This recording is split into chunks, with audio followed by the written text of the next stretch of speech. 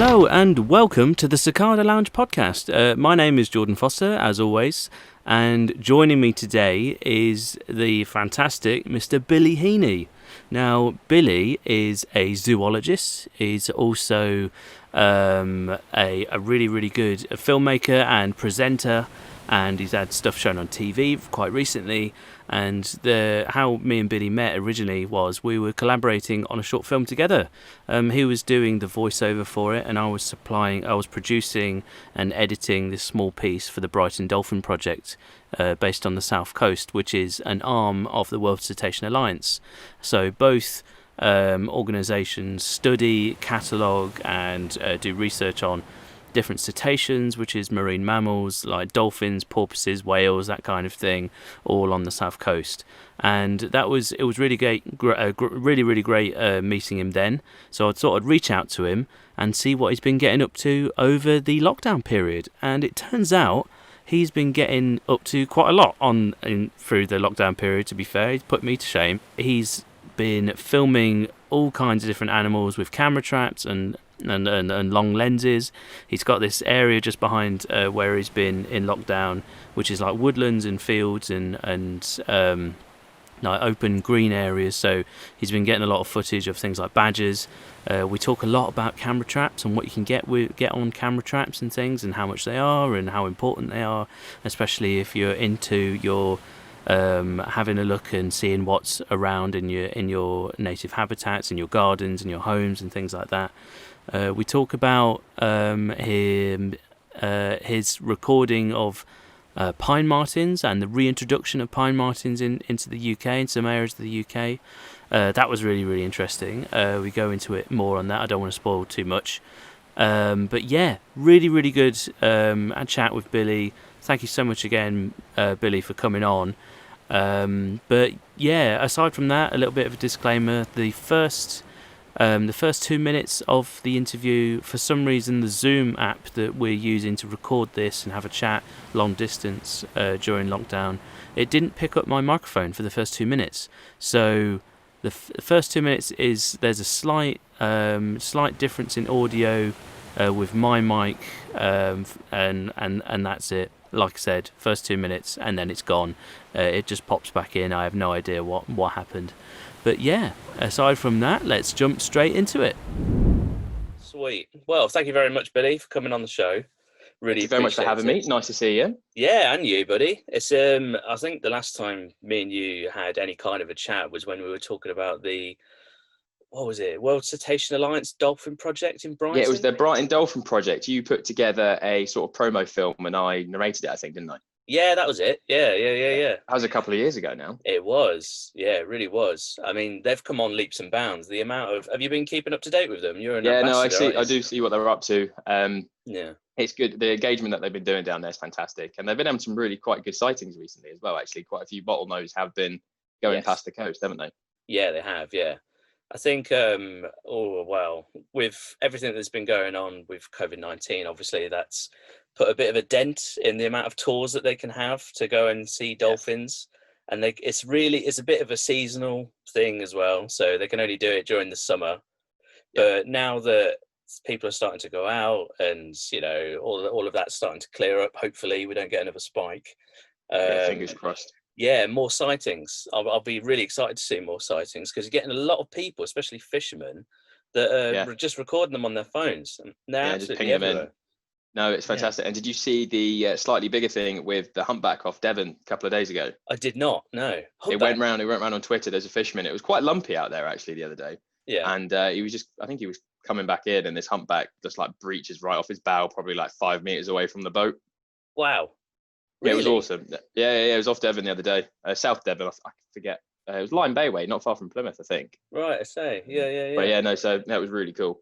Oh, that is sick. No, it's you've got a bit of experience with marine animals yourself, haven't you? Yeah, I've seen a lot of your stuff from Cornwall, basking sharks, seals, all of that kind of stuff down Cornwall.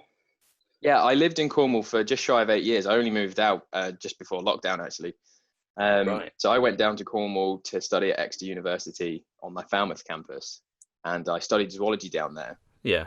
And then carried straight on and did a master's by research, which I did over 2 years, studying grey seals. So I spent a lot of time on the Cornish coast, on the north coast, looking at grey seals, using cameras to sort of assess haul out use over season, time and tide, and looking at like human disturbance and stuff like that. But whilst I was living down there, particularly through undergrad and the first year of my master's, I spent a lot of time as a tour guide with a company called AK Wildlife Cruises, and I was taking people out on boats looking for coastal marine life. So that could be anything from, you know, peregrine falcons and seals to porpoises, common dolphins, quite a lot. And quite lucky that we have the bottlenose dolphins cruise around Cornwall fairly regularly. There's sort of a population around there in the southwest that kind of just keeps swimming round and round down the coastline. So every now and then, if you're lucky, you bump into them because they don't stay in one spot. And had lots of amazing sightings out there. Saw basking sharks a few times.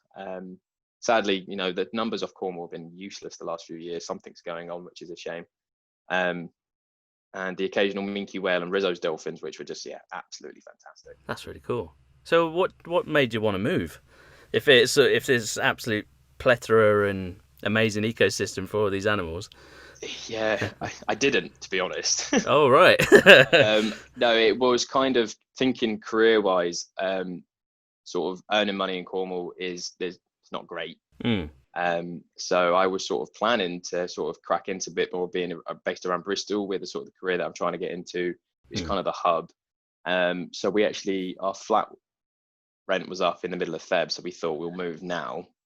And in hindsight, I'm very glad we did. Because had we stayed financially, we would have been scuppered big time with everything that's been going on recently, and we wouldn't have been able to afford the flat. So we temporarily thought we'd move in with my girlfriend's folks, where we thought, okay, they're just north of Bristol. We'll be there 4 to 6 weeks, find a new place to rent, sort jobs out. And obviously this year happened, so we're still there. But I see. So that's why we moved out of Cornwall, was just to try and sort of career prospects more than anything. But I will be moving back as soon as I can, basically.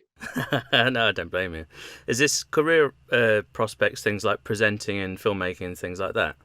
Yeah, so it's obviously Bristol's the hub for a lot of the natural history filmmaking in the UK.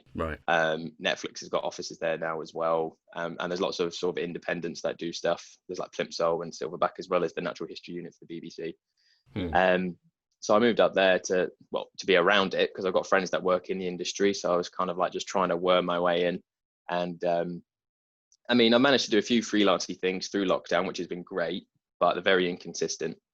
And sort of career prospects for my girlfriend as well. It's kind of like more of a hub for arty stuff up around there as well. So we thought it'd be a good place to be. We can get to Cornwall on a Friday night quite quickly to go back down to see mates for the weekend kind of thing, go surfing, and then come back up on a Sunday night. So that was the plan. And obviously then not too far from London, really.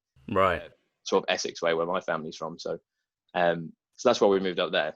Oh, fair enough. Yeah, was to sort of crack in. So yeah, it's obviously so competitive and everything, but I mean, I've managed to do a few little bits. So just hoping that I can find the next one sooner rather than later.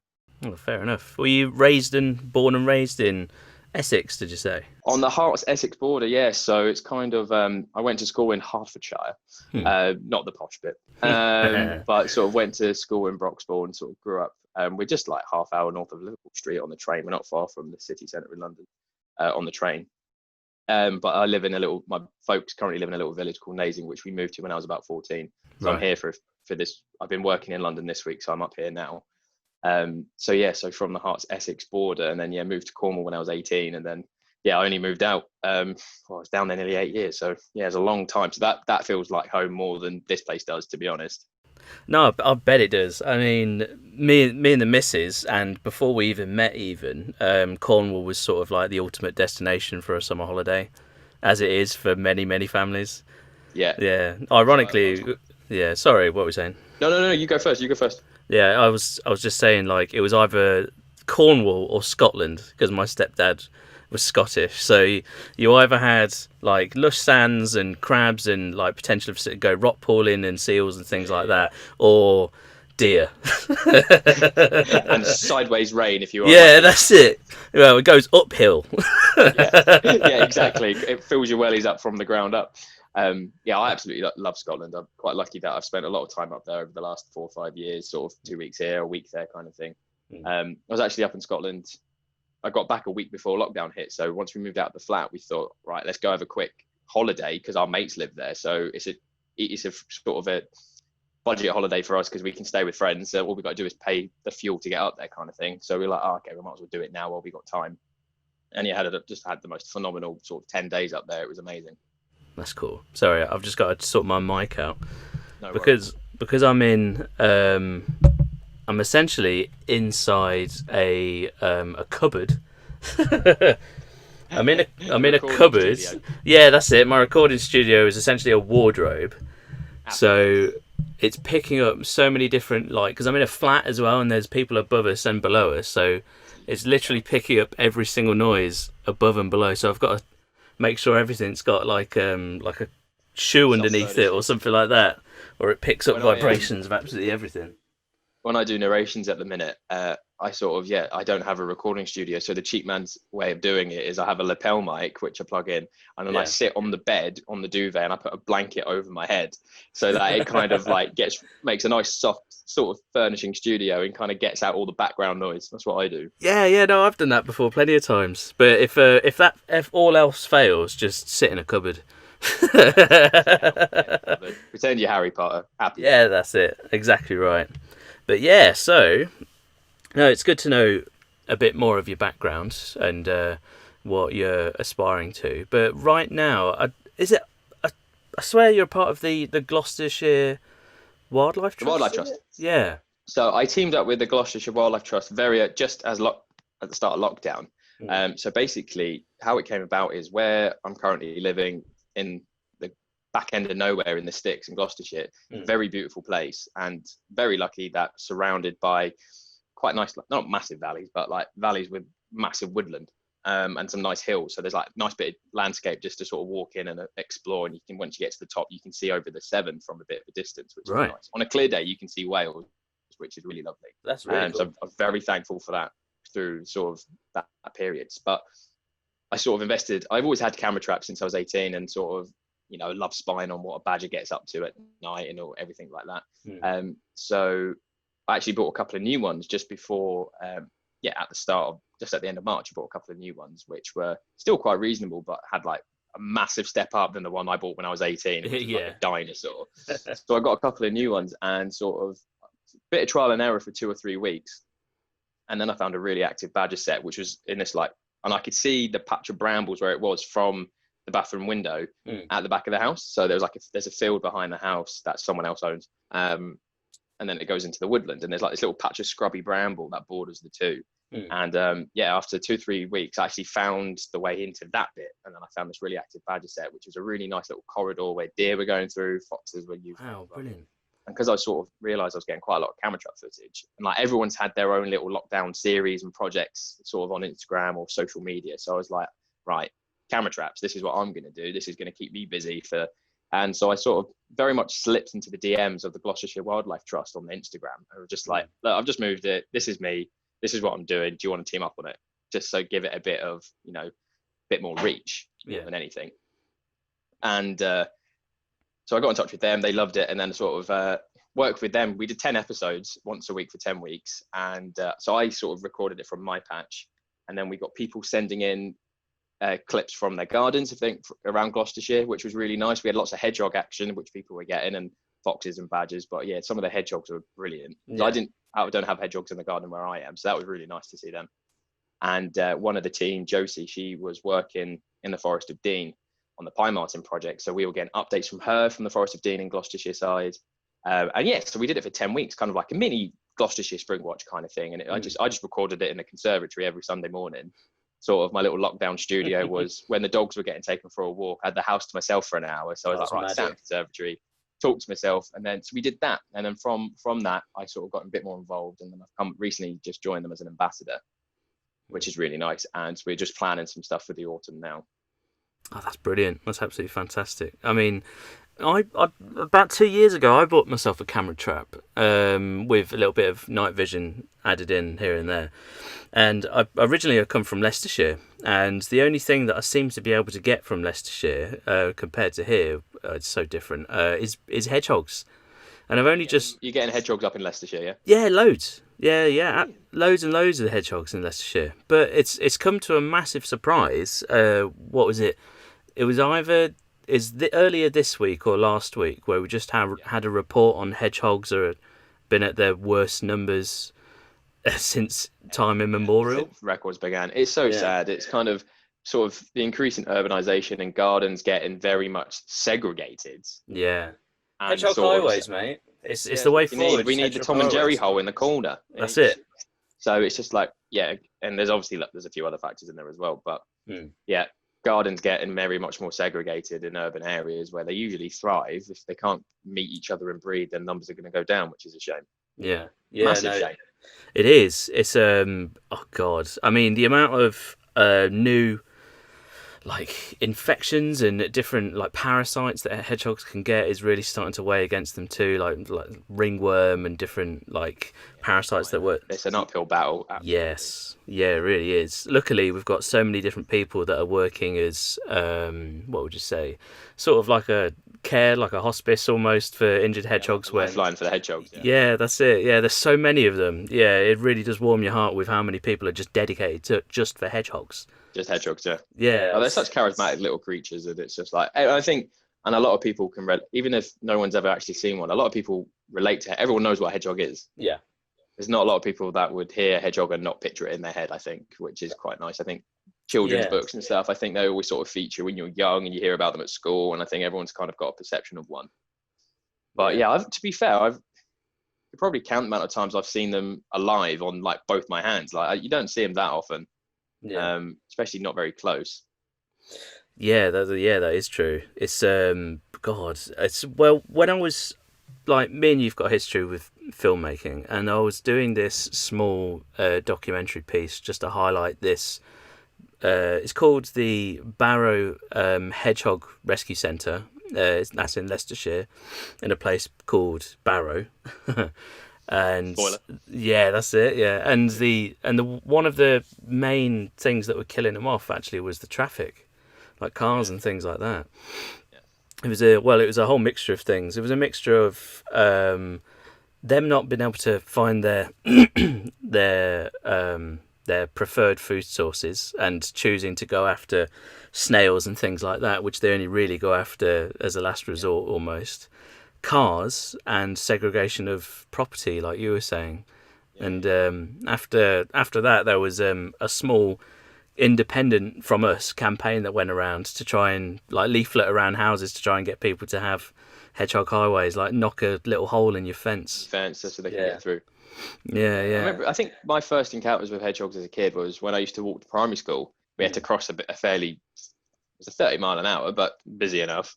We had to cross this road, and you'd often see a squished hedgehog, which was a shame because it was there was a bit of a woody area nearby, but we had to cross this road to get to school, and there was often a dead hedgehog. It was kind of my first memories of one, which is a shame. Damn, that is a shame. Oh, well, but God, it seems to be all mammals are taking a hit in the UK, really. I mean. That's what I was going to say as well. With that camera trap, since recording those hedgehogs, the one thing that I've been able to get reoccurrently is dormice in the house. Really? Yeah. Now we're up in Leicestershire, sorry. Where we are now. So in Leicestershire, we got a lot of hedgehogs, we got a lot of foxes, and now as we've moved down south, we've got loads and loads of foxes. Lots of foxes live on the south coast. Loads of and they do the urban foxes down there do very well as well. Yeah, they do. I don't know why that is compared to Leicestershire. Or maybe it's because there's more trash. I don't mean bins. Lots of bins. Yeah. I mean, opportunistic. We live Seaford. It's called Seaford. It's like a Saxon / Viking name for sea ford, and it's just a dip in between two of the White Cliffs. So. Nice. Yeah, so I don't know what the foxes are getting from that aside from bins, and the Seaford Beach is actually fairly clean compared to, say, Brighton Beach, which is absolutely horrible during the summer. Yeah, he's shaking your head, definitely. Not a fan in the summer. No, me neither. Need more bins. Yeah, nothing against Brighton, just needs more bins on the front. But so many foxes. We're seeing so many different smaller mammals. We keep, like I said, getting dormice in the house. Like, I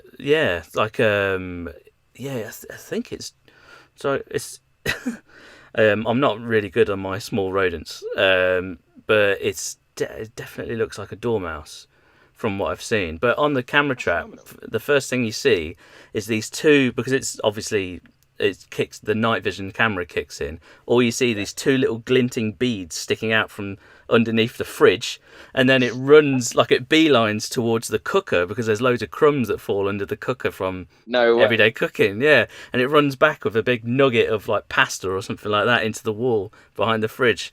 And it happens over and over and over again. And when we just moved, me and my missus were living with her parents for a while, and her dad had to humanely catch these mice, take them outside. He'd release them into the garden, and then they'd make a beeline straight for the house again. And then came back. Yeah, that's it. So, and they were back. We set the camera up. Yeah. So there must have been some kind of where I've been staking out the badger set. Yeah, I get a lot of mouse action from like harvest mouse or yellow-necked mice. Mouse action near where I made the badger set, because they sort of make the most of having the badger set nearby. There's lots of little things going on that they can scoff and make the most of. I got this one shot one day in April where this fox had gone to a fork in a tree where a little pool forms, and he was just drinking some rainwater. And as he's gone in, a mouse has then thought, bugger, and then sort of is crept out. And then the fox was so quick, because when he clocked it, he then just absolutely pounced and just nailed it. And I caught it all on camera, and I was like, no way! That's amazing. It was really cool. So there's a lot of, a mate of mine had a look. So we were pretty sure it was either a yellow-necked or a wood mouse, I think. Right, I see. But so that was really cool. But yeah, no, it's amazing what camera traps can pick up. And it's sort of, I've still got mine set on the badger set whilst I'm in Essex, so I don't really miss any action. I mean, the batteries probably might die this weekend, because if I sort of can get a good solid week out of them. I've got rechargeable, so they're probably going to die this week, but hopefully been lots of cool action this week down in the badger sets. That'd be cool. Yes, definitely. I think if there's anything to take away from this conversation is if you're interested in your local wildlife in your area, buy a camera trap. They're not that expensive. I mean, I buy a decent one. Yeah, well, I picked mine up for like 80 quid, and it's lasted me all this time. It's weatherproof. It has night vision. It's absolutely amazing.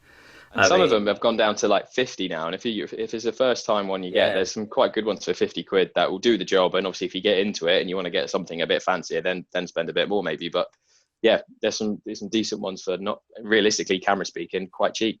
Yeah, exactly that. And then what I'd also add to that is, as soon as you get some images, or you get a mouse, or you get a badger even, or anything, inform your local wildlife trusts. I think these people really want to know what the numbers are in their area. Yeah. Exactly, yeah. So especially things like hedgehogs, which I can say absolutely. Doing absolutely. Well, they're not your local wildlife trust and then just send it in, and then just let them know you can report your sightings. Absolutely. Yeah, bang on. But yeah, no, that's an interesting way to keep yourself sane during lockdown. Yeah, no, it really did. And I got so excited when I sort of checked them out, because there was like one area where I only wanted to check it maybe once a week. And then there was some areas where I was moving it about just to see what was going on, and I was checking it more regularly, because you should leave it a bit longer, but I was too excited, nothing else to do. I was like, what's happened last night? What was the best thing was I was able to watch this badger litter grow up via camera traps. And then what was really cool is I started seeing how active they were during the day, like all sorts of random times during the day. The badgers were coming out, because it's quite quiet up there, and I think the young were just sort of sniffing around, being a bit dumb and naive, if I'm being honest. Because I'm like, it's 2:00 in the afternoon. What are you doing? Why you're out? Badgers are nocturnal. Yeah, your eyesight's pants. Go back inside. But from there, I managed to figure out when I could go sit in a bush with my long lens and with a tripod. And I spent some wonderful afternoons just sat watching badgers, and didn't even have to be up there all night. I was back by 5, 6 o'clock. That's amazing. It's usually when you should be thinking about getting ready to go. So it was just like, it was brilliant. Oh, fantastic. What a good way to keep yourself preoccupied. I mean, yeah. Well, all we've got is essentially spying with a pair of binoculars outside of our flat windows to the car park to see what the foxes are doing, pretty much. That's all right, isn't it? I mean, it was like a litter, I think, of 5 cubs with quite a few individual adults, and there was like 2 dog foxes in the area as well. They were fighting and screaming, and then you can hear predation as well. So we got a load of bushes and undergrowth. When they catch something. Yeah, you can really loudly. So yeah, you'd hear a bit of a shuffle and a scream run off into the distance. You look out the window, and it's a fox obviously caught a rat or something like that. So yeah. Hear literally everything. We can hear quite a few pheasants near where we are, and every now and then in the night you hear a pheasant make a sound that you're like, yeah, that might have been its last croak. Right. And you just know that the fox, because we've got a family of foxes near us, and the other night I had the most magical encounter with them. They were in the field behind the house, and usually we see like one just like trotting through or one trotting back kind of thing with a rabbit in its mouth. Yeah. Because I never located the den, because I think their fox earth was in someone's land that I obviously had no permission and couldn't access. But I was like, I think I roughly knew where it was, and it was so frustrating because I was like, it's so close, but yet so far, and I can't go put my camera on it. But the other night it was about 4 cubs and an adult, and they were just playing behind the garden in the field, and it was just like a little mini pack of ginger wolves just scrapping and playing. It was fantastic. It was wonderful, but the chances of us seeing that is like not probably won't happen. But yeah, it was really cool. That is really cool. Really, really cool. I think, like I said before, for a while we're living with my missus's parents before we found our own place on the south coast. And where we were in Peacehaven, which is a town quite close to Brighton, it's literally on the cliff edge, and it's a lot of dormer bungalows. So all the bungalows are at a fairly low level, and a lot of the roofs are interconnected. So the young foxes, what they do is they'd get on a fence, and then they get on a shed, and then they get on the roofs, and then run all the way down and play and scamper up on the roofs. That's wicked. Yeah, they knock tiles off and stuff. They were a pain in the ass sometimes, but it was really entertaining watching them. Yeah, just having a laugh on your roof. Yeah, that's it. Foxes tap dancing on your roof. Fiddler on the roof. Brilliant. But yeah, man. Oh yeah, no, I've completely forgot. You mentioned pine martens, didn't you? So you had a segment that was shown on TV with the pine martens footage that you got. Yeah, no. So this came because of teaming up with Gloucestershire Wildlife Trust, and long story short, into about 5 seconds, I was in Countryfile got in touch with me back in April, and we had one idea which then didn't happen, and then I said that, well, I'm actually about to sort of shadow, obviously all from distance and everything correctly during that period. One of the team from Gloucester Wildlife Trust, who was monitoring the recently reintroduced pine martens in the Forest of Dean, and then we was able to team up on that, and I sort of had like a 4.5-minute segment that went out on Countryfile a few weeks ago. And so it was a lot of work. It sort of took, I was working on it for about 6 to 8 weeks, checking camera traps maybe once a week, every other week. But what was really nice is sort of the girl, Josie Bridges, who I teamed up with. So the adult pine martens are radio collared, so they can monitor them. And they've set up bait stations, which they put food out regularly, just so that they've got loads, this like Forest Dean has got like camera traps everywhere.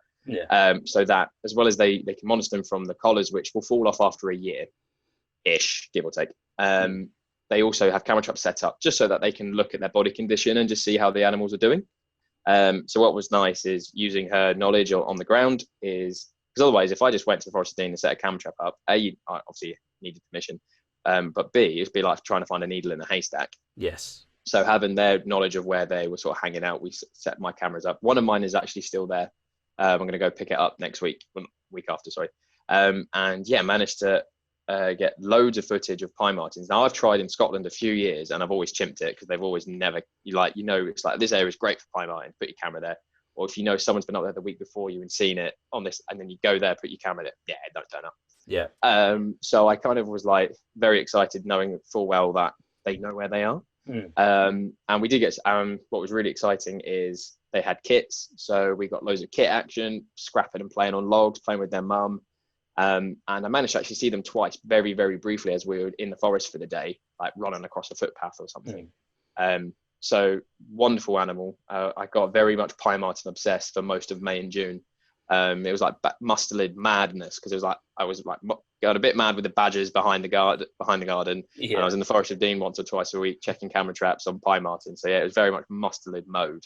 But it was kind of like replaced marine mammals, which I was used to sort of observing in Cornwall, to like little forest dwelling critters that come out at night basically. So and the pine martens were quite active during the day, especially the females when the babies were a bit younger, were sort of foraging quite a lot and sort of hunted voles and mice, or bits and bobs like that. Right, I see. Yeah, that's really, really cool. I mean, you mentioned you kept saying the word reintroduced. Have they gone? Have their numbers declined or gone extinct in the area, Forest of Dean? Or historically, pine martens could have been found all over the British Isles, over the UK, some of and Ireland as well, right, on the mainland. I know they've sort of been they're on Mull now. I think that they were introduced onto there.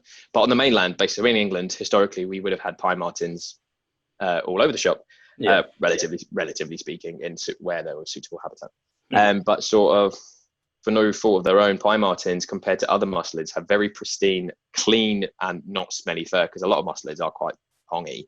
Right. So because they had quite pristine, very and luxurious fur, they were very much sought after by in the Victorian area to make coats and scarves or whatever. They were being sort of to show status and stuff, and because it was good quality fur that didn't stink. And obviously, and then an increase in sort of gamekeeping and predator persecution and loss of habitat, sort of increased agriculture. There was a combination of factors, as there always is, that very much, and sort of and very heavy persecution, where they then got restricted to Scotland and parts of Ireland. There may have been a population that clung on in sort of the border. Forgive me for probably got like a little bit wrong, but in the north of England, they might have clung on just. Right. Or they've over the last few years now spread a little bit. But anyway, mainly the two populations that remained were in the Highlands and in Northern Ireland. And there's been a lot of like fantastic conservation work been going on over the last, for several decades. So when was it? It would have been like 5 or 6 years ago. A population were taken from Scotland and reintroduced into Wales, into the Cambrian Mountains.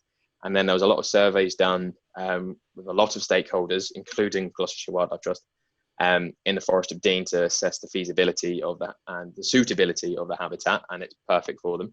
And so 18 individuals were brought down last August to the Forest of Dean, and sort of there'll be phase 2 is soon about to happen, actually, at some point. I'm not sure the dates, but they're allowed to go up in phase 2. There'll be another 15-ish, give or take. There might be somewhere between 15 and 20 individuals will be brought down this year, as to bolster the population and the gene pool and stuff. And then hopefully there'll be enough to sort of get the population going. So the hope is that the population that's in Wales and the population that's on the border of Wales and England in the Forest of Dean will merge eventually. Right. And the home sizes are huge. Like a male pine marten can have, bear in mind he's the size, they're like roughly the size of a domestic cat. Can have a territory as big as 20 square kilometers, which is just vast and enormous. So they have like such a relatively small animal. They have a huge home range. They're just wonderful little critters, and they do a lot. And obviously, they've got very broad diets. They're very good for ecosystems and stuff. So it was very cool to sort of team up shadow and get to see what was going on. And what's a really neat adaptation of pine martens is, like a few species in the UK, they have delayed implantation. Right. So basically the females will mate, but then and there's different things that happen for different animals, but basically they can delay the pregnancy. So as much as they're technically pregnant, the fetus won't start developing. Right. And there's a few different methods with different species how that happens. Some, it's like the fetus will fertilize and then it will pause, or sometimes it will just, they can store it and then it happens. And it's a few weird technical biology. But long story short, so all the females that arrived in last August were all pregnant already, but the kits wouldn't have actually wouldn't have developed until like January. And so I think it's like roughly a 3-month pregnancy-ish. So then they're born in the spring. So that basically they've got a better chance of survival when spring, better weather, more food, rather than them and then they'll mate again sort of, I think roughly now. And then they delay it again so they can have them born in the spring, sort of in like April, May time, so that they've got lots of food and stuff like that. So that's really cool, because all the males and females that are in the Forest of Dean now, it's like if the kits grow up and there's females, the dominant males that have been brought down, the chance of them being their dads is, very, very, very, very, very slim, because they've been collected from a few different areas from Scotland last year. So that's really cool, because then they've got a very diverse gene pool, which is really exciting. That's brilliant. Well done. That sounds like a colossal amount of work, really. It was a lot of work, and then and also when I was like reviewing the footage segment, I had to go sit under a tree with my laptop in the woods, and a few people walked past, and you just look like a right plonker. But sort of like talking to yourself in the forest with a laptop, you just look a bit weird. I found like a fairly quiet bit, and obviously, but someone did walk past with a dog. You're like, oh, morning, yeah, ignore me, please. keep moving. So that was quite fun. So that was a really cool project to look at, and and a really cool animal. That's really cool. Right, we've only got a few minutes left, because naturally this is a Zoom call and they are timed, and the kids will be coming back soon, so we won't be able to record anymore. You've got to get out of your cupboard. Yeah, exactly. I'm trapped. But yeah, man. For future plans, after like self-isolating becomes a little bit of the thing in the past and things like that, have you got any future plans for yourself that you want to get started with? There's a lot of ideas up here. It's not, there's something going on up in my brain. It's not all the time. Now I'm working on a few ideas at the minute, sort of trying to pitch, and I've been having chats with some producers and stuff. It's just it's a slow process, and there's a lot of boxes to tick and things. So I'm working on some ideas. So hopefully one of them will get forward. Hopefully doing a few bits and bobs for the autumn. But really, it's just trying to like get programs off the ground, and try and get the broadcasting career moving forward as best we can. So, but programming's all been a bit weird this year with everything that's going on. So yeah, I'm working on ideas. I'm having meetings, and I'm just hoping that something will come to light. And obviously teaming up more with Gloucestershire Wildlife Trust for the autumn, we're going to put a series of little films together at some of their reserves, with all sort of autumnal films. Quite excited. We're going to do one that's focusing on some of their work to risk with like ancient oaks and woodlands and stuff like that. So that'd be really exciting to see. And with a few other sort of autumnal films. And we might do something with the overwintering birds as well. So that'd be really nice. Ooh, very nice. I like the sound of that. Cool. Yeah, man. So for the time being, I'll be in Gloucestershire for a bit longer, for the foreseeable, really. And then hopefully get back down to Cornwall in a few years' time is my plan. Right, brilliant. That sounds great. Well, thank you very much, Billy. Myself, just carrying on with the podcast, really. A couple of other people have maybe put in a couple of inquiries whether I can produce their podcast, but mainly I want to expand this podcast to be something that reoccurs every single week. I posted an update not long ago sharing. I want to be able to do a couple of different segments alongside these interviews. So I call them interviews. They're more of just casual chats, really, about what's going on. Yeah, but these chats mixed in with something called the A to Z. So the first one that I released was A to Z Axolotl, which was essentially you use your imagination, and I fill in the blanks with a lot of decent audio, and we go on an adventure, because the Cicada Lounge is essentially, it's a bar. So the idea behind it is the Cicada Lounge is a bar, and the entrance to get into the bar is always moving, so it's jumping around the planet. So wicked. You walk into the bar, we have a chat and have a drink, a cocktail, and then we walk out through another door, and then just sort of engage with an animal in this imaginary space with plenty of decent sound effects, nice little adventure. And wicked. That sounds awesome. Yeah, in the A to Z Axolotl, we went diving in the canals near Lake Xochimilco to look for the last remnants of their ecosystems and the last axolotls in the wild and things like that, and what we can do to preserve the species. And the next one is the bee hummingbird. Oh, cool. A spoiler, it's bee hummingbird. Spoilers. Yeah. Let's come back and have a chat at another point, because this was really good fun. Yes, brilliant. Well, thank you very much for coming on. Really appreciate it.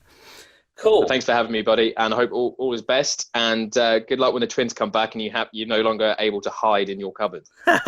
Yeah, I'll have to hide in the car this time. Yeah, you got to go back to parent duty now, mate.